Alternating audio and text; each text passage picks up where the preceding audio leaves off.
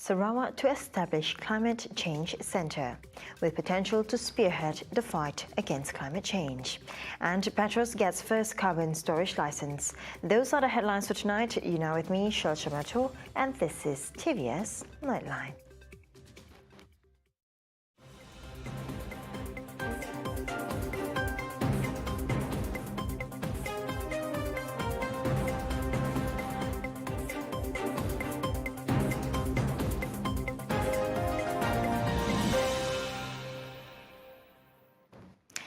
Sarawak will be establishing a climate change centre, a centralised hub for coordinating, managing, supporting and guiding all climate change and carbon trading initiatives in Sarawak.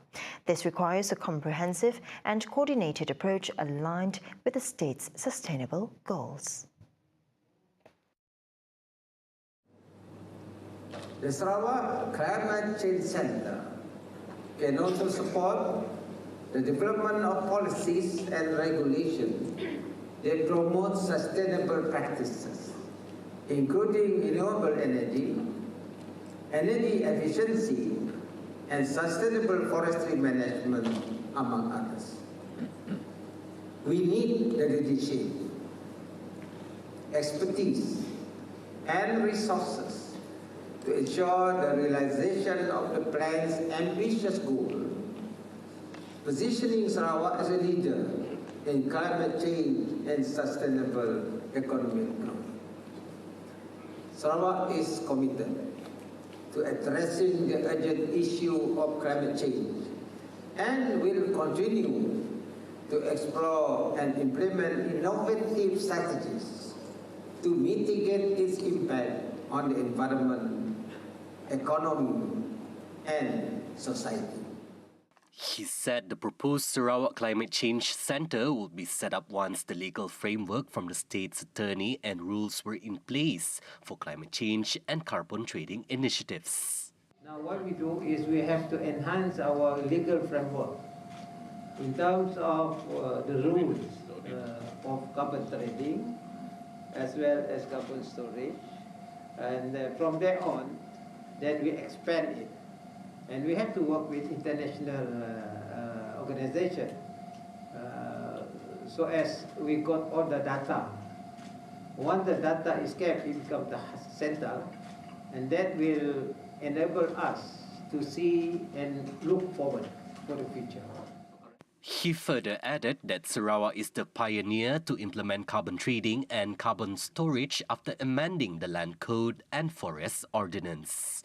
Abang Johari pointed out so far that there are 5 countries have shown interest in Sarawak's carbon capture and storage CCS potential due to the strategic position of the region. Because, you know why? Because our potential in terms of storage is there. And then the geological structure, we are outside the ring of fire. Because there shouldn't be any mobility of our earth movement. Jadi kita just nice. Abang Johari further reiterated that the region is committed to addressing climate change issues and will continue to explore and implement innovative strategies to mitigate its impact on the environment, economy, and society. Sarawak, famous for its natural resources, has the potential to spearhead the fight against climate change. Premier Sarawak Dato' Petinggi Tan Sri Abang Johari Tunapeng said the state holds an opportunity to harness the abundance of resources while achieving its net zero emissions target to propel the state's green economy. We are already making progress toward this goal. Our generation has successfully transitioned from 92% fossil fuel in 2010 to 70% hydropower by 2015, complemented by thermal resources for energy security.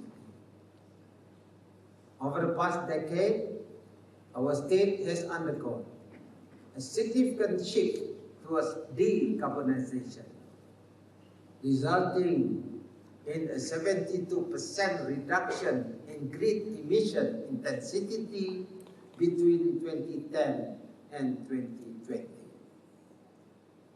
This achievement has been made possible by our commitment to renewable energy sources and continues to drive our sustainable socio-economic growth. He said this in his keynote address at the Asia Carbon Conference 2023 in Kuching on Wednesday, March 15th. The Premier added that the state's renewable hydropower will act as one of the main drivers for the state to enact legislation in exploring carbon and the environment.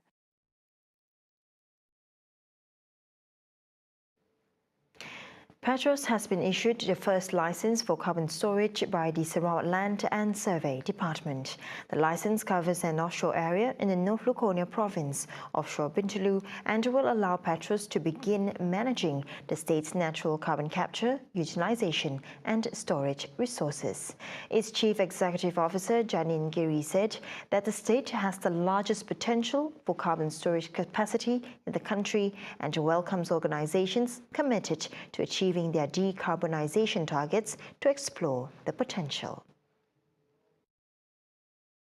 The development of the infrastructure will also unlock and commercialize the development of stranded sour gas reserves offshore Sarawak, ensuring long-term energy and gas supply security for the state. This will also create business opportunities to operate the infrastructures and generate revenue for the state economy while further developing local capabilities.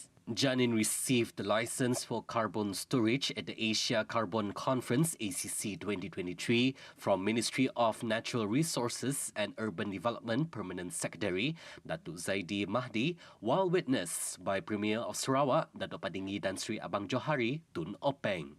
Previously, during Petros' 5th anniversary celebration in October last year, Abang Johari had announced that given its technical expertise and resources, Petros, being the region-owned oil and gas company, will be the resource manager for CCUS in Sarawak with collaboration and support from relevant ministries.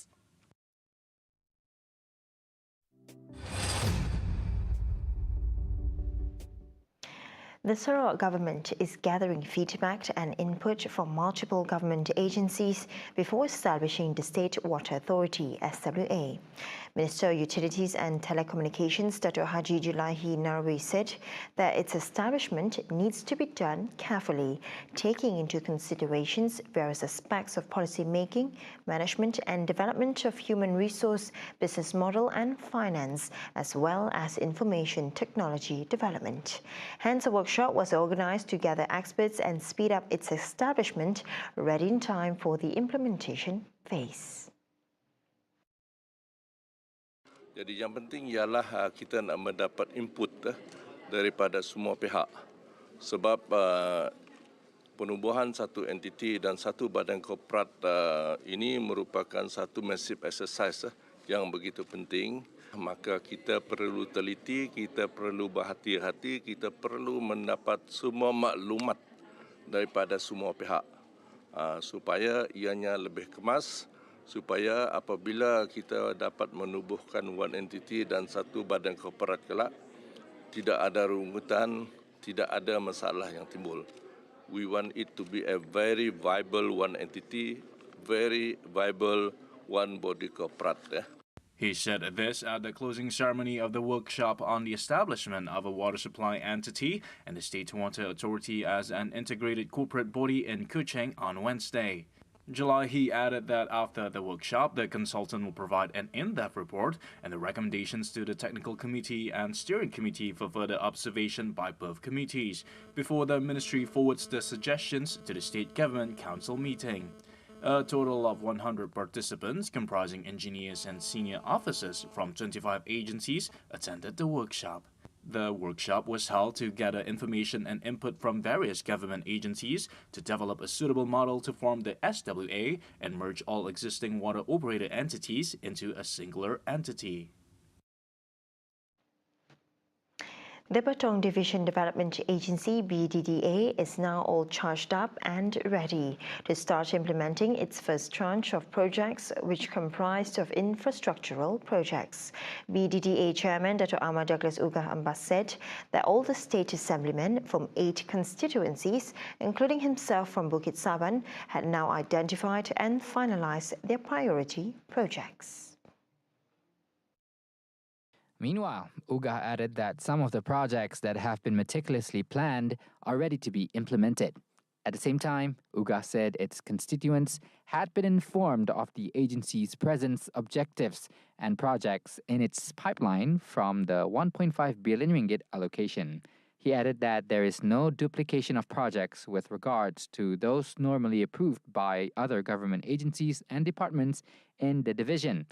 Commenting further, Ugah said the BDDA committee is planning for its second tranche of projects by May this year, which will touch on the socio-economic and tourism industry. As such, he calls for total cooperation from all agencies involved in the implementation process. He said this at the closing of BDDA third project implementation workshop today, March 15th. Also present were the former Deputy Chief Minister Tan Sri Alfred Jabu and all the respective assemblymen from Layar, Krian, Saribas, Kalaka, Batingmaro, Lingga and Kabong.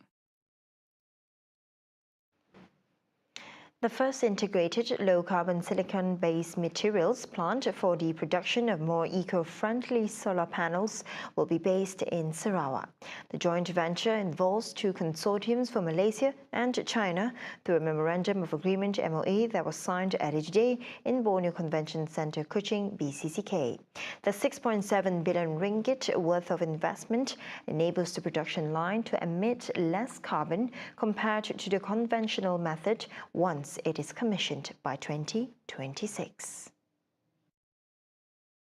Actually, under normal circumstances, they can emit around 57 kilogram per kilogram of product manufactured, but we can reduce with this new approach. We can reduce to 37 or at least 40. So this initiative is very much welcomed by the state government, since we move toward more on green energy.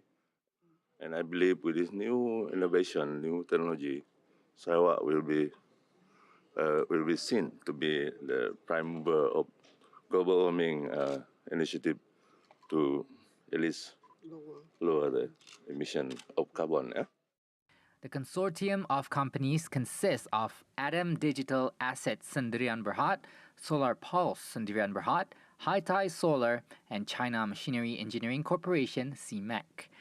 Prior to the signing ceremony, Adam Digital Assets Sendirian Berhad Chairman Tan Sri Datuk Sri Khalid Abu Bakar said the project will begin its first construction phase in early 2024. The plant is expected to be completed by 2025 and it should be fully operational by 2026. The project will produce an estimated 4,000 job opportunities upon full operation of the factory, employing 3,800 skilled workers and 200 professionals. This achieves 40% of the target in the Sarawak post-COVID-19 development strategy to create new employment opportunities in high-tech related industry. During the signing ceremony, Khalid represented his company, while Solar Pulse Sendirian Berhad was represented by its Chief Executive Officer CEO Izzat Sulaiman Muhammad Izhar, Chairman Wang Yong represented Haitai Solar, and Project Director Jeff Sheshi represented CMEC Malaysia. Petroleum Nasional Berhad, or Petronas, posted its best ever performance to date with record-breaking profit of over 100 billion ringgit, allowing the National Oil and Gas Company to pay a dividend of 50 billion ringgit to the federal government. Lecturer at the Faculty of Economics and Business, University Malaysia Sarawak, UNIMAS, Dr. Zul Hazwan Hussaini said the dividend can be used for investments to diversify the country's portfolio. Keuntungan yang diperolehi Petronas adalah kesan daripada peningkatan harga minyak dan juga pembangunan ekonomi dunia yang menyebabkan permintaan minyak tinggi dari kebiasaannya, terutamanya selepas pandemik COVID-19.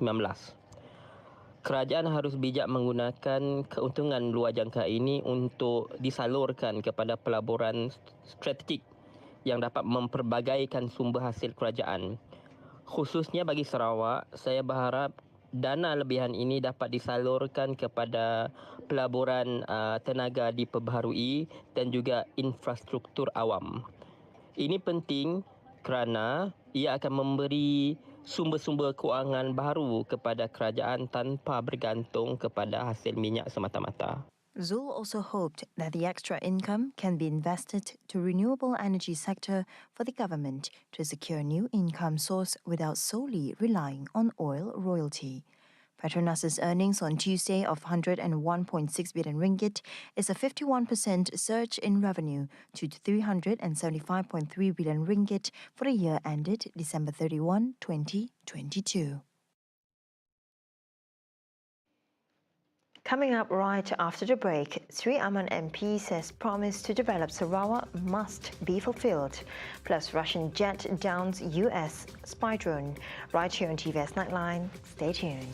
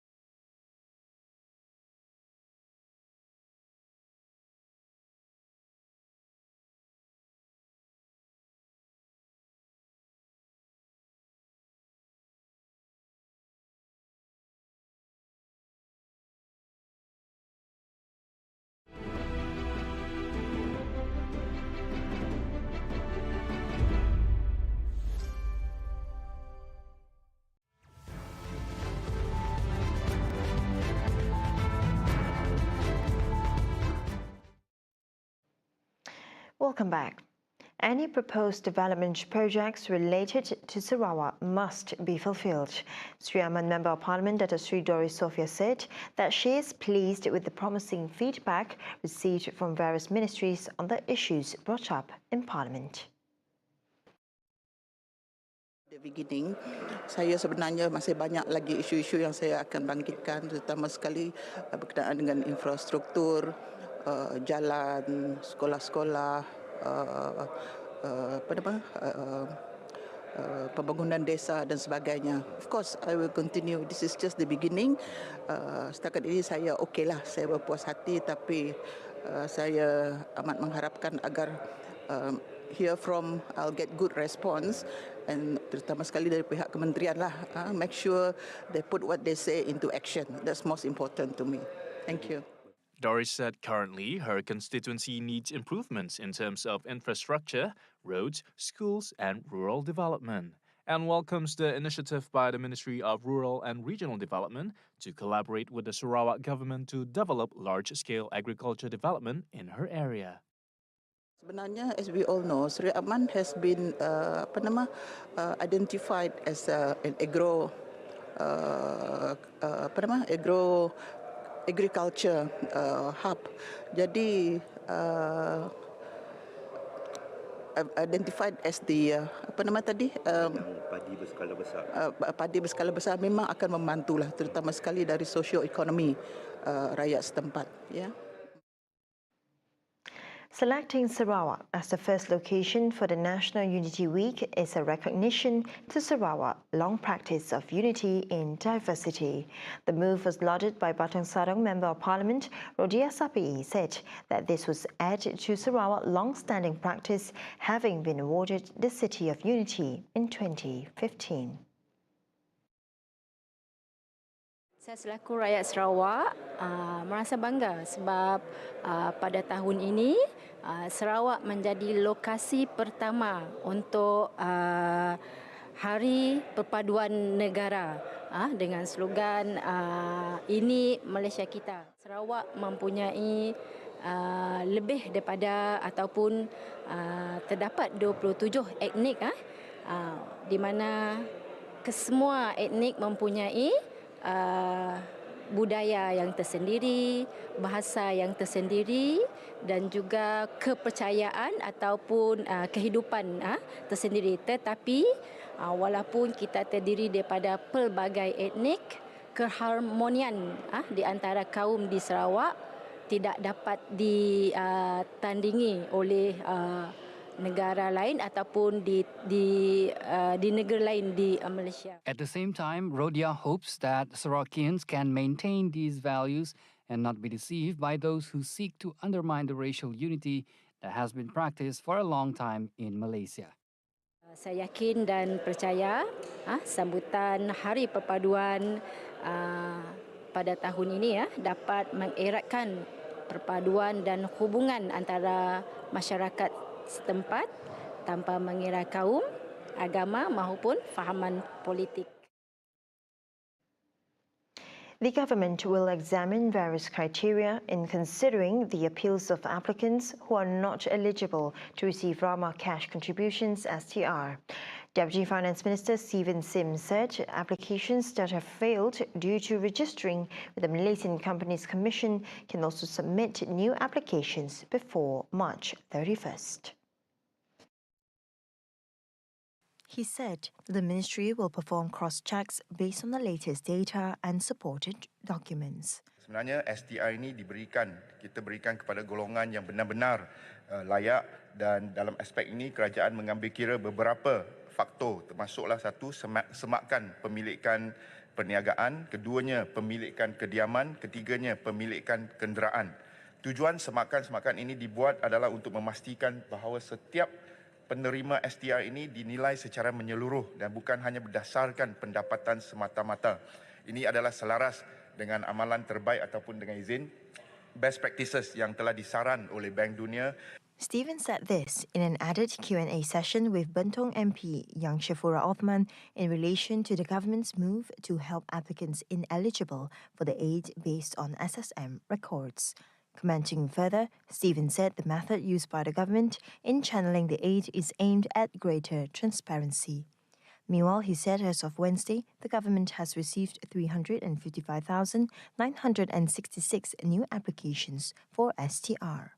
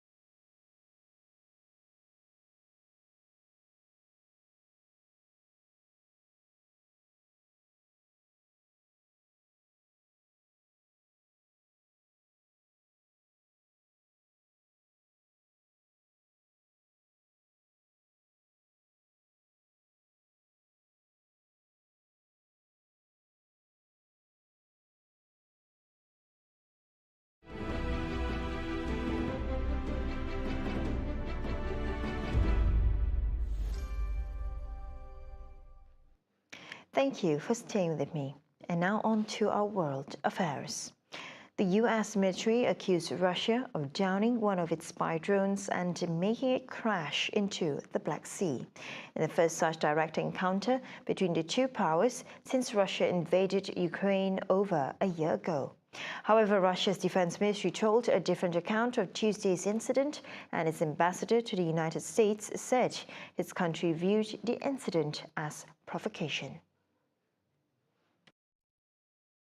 Two Russian Su-27 jets carried out what the U.S. military described as a reckless intercept of the American spy drone while in international airspace. It said the Russian fighter jets dumped fuel on the MQ-9, possibly trying to blind or damage it, and flew in front of it in unsafe maneuvers. The U.S. military said after about 30 to 40 minutes, one of the jets then collided with the drone, causing it to crash. The Pentagon said Russia has not recovered the drone and the jet was likely damaged. Russia's defense ministry denied that its aircraft had come into contact with the unmanned aerial vehicle, which it said had crashed after sharp maneuvering. It said the drone had been detected near the Crimea Peninsula, which Moscow annexed from Ukraine in 2014. Elizabeth Braw, a senior fellow at the American Enterprise Institute in Washington, said it was a very sensitive stage in this conflict because it really is the first direct contact that the public knows about between the West and Russia. The accounts of the incident over the Black Sea, which is bordered by Russia and Ukraine, among other countries, could not be independently verified.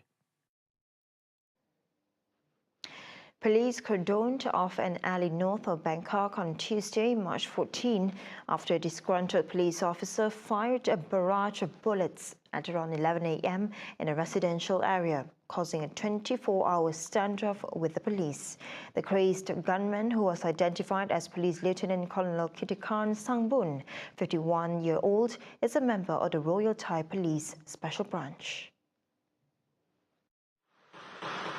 Meanwhile, police commandos surrounded his house on Soi Jeramakaron in Sai district as they were trying to convince the gunman to surrender. Sai Police Superintendent Rangsang Sorngsing said the gunman started firing his handgun from his house when his colleagues attempted to take him to the hospital to treat his mental health issues after he had been absent from work for days. When his colleagues arrived with an ambulance, the gunman fired shots through the door, sending the crew scurrying for cover. After hours of standoff, the gunman became more agitated and fired another salvo from his house. Police said they will not use force since the gunman is not taking any hostages or targeting any individuals. As of time of reporting, there is no report of any injury. Tropical storm Fredddy, one of the most powerful storms ever to hit the southern hemisphere, has killed 190 people in Malawi after ripping through southern Africa for the second time in a month. According to Malawi's disaster management agency, the commercial hub of Blantyre was the hardest hit district, and severe flooding and rains have broken roads and bridges, hampering relief operations.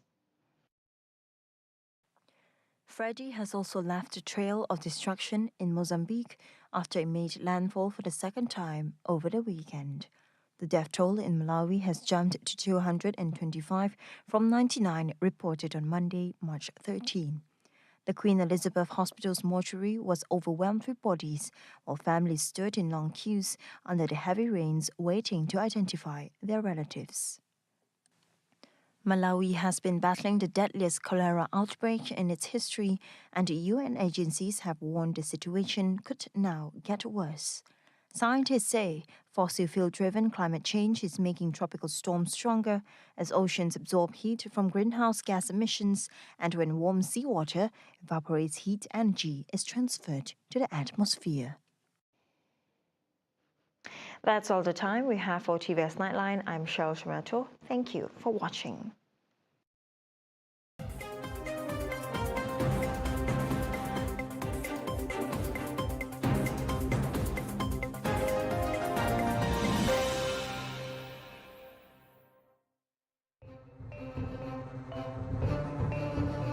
Takkanlah tak kenal sekilas ikan di air, kita tahulah jantan betina je. Isu Madani sudah, Kementerian Kemajuan Desa dan Wilayah sudah, dan kali ini kita nak beralih kepada politik pula. Politik. Dia minta pula saya letak jawatan. Ini apa dia logik politik? Insta dengan Najib Jangan pernah mencabar saya. Saksikan Dialog TVS eksklusif bersama Timbalan Perdana Menteri Datuk Seri Ahmad Zahid Hamidi pada 17 Mac 2023 jam 11.15 pagi hanya di TVS.